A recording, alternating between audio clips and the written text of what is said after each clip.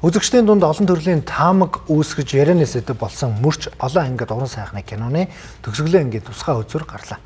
Кино уран бүтээлчид 100 үнэнч үзэгчийнхээ хамт төгсгөлийн ангийг кино театрт үзсэн байна.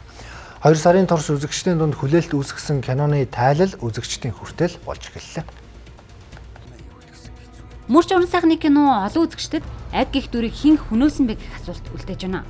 Асуултыг кино баг болон кинотой ойр хэн бүхэн нэгнээсээ асууж байгаа. Харин тэд киног дуустал үзэх хэрэгтэй гэж хариулсаар иржээ.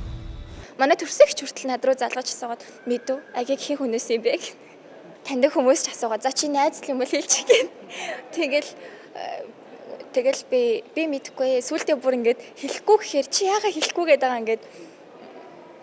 Тэгэхээр за би бүр зохиолоо бүтэн уншаагүй.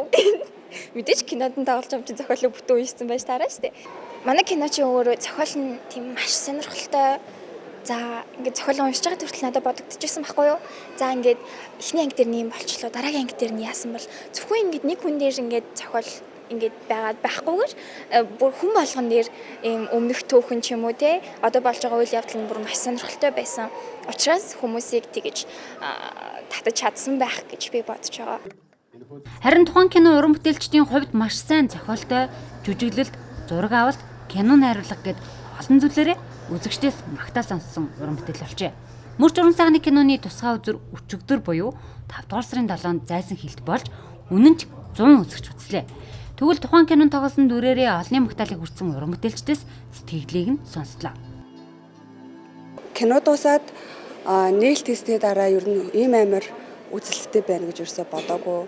Төсөөлж яснаас ер нь бол маш их үзэлттэй байлээ. Яг эхнийдээ ингээ өөрөө үзчихэд жоохон өсөн хүн нэг эхэндээ нэг өөрөө харахаар жоохон ингээ ичиг санаа зовх зүйл байдаг штэ. Тэгээд тиймэрхүү юмнууд байгаад жоохон ингээ сэтгэл санаагаар жоохон унжсэн хүмүүсийн нэг юмнуудад жоохон ингээ эргэв байгаад. Дараа нь болохоор яг өөрийнхөө алдаа дутагдлыг за энэ дээр би ингэсэн байсан бол болох байсан болоо тэгсэн байсан бол болох байсан болоо гэсэн тийм яг юунуудаа амар сайн ажиглаж хараад. Гэтэ ямар ч л амар их туршлага энэ кинонд тоглоод туршлага суулаа тий мундаг гоё хүмүүстэй ажиллалаа. Мөрч уран сайхны кино эхний 4 ангиараа Woo платформын бүх цаг үеийн хамгийн өндөр үзэлттэй сериалаар шалгарч байлаа.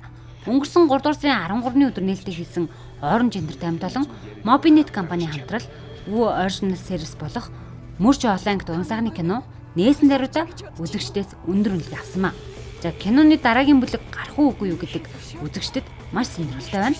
За уран бүтээлчдийн зүгээс амжилттай яваа киногоо өргөлөх хүсэл, эрмэлзэл уран бүтээлчүүдэнд байгаа гэж хариулаад байгаа юм аа.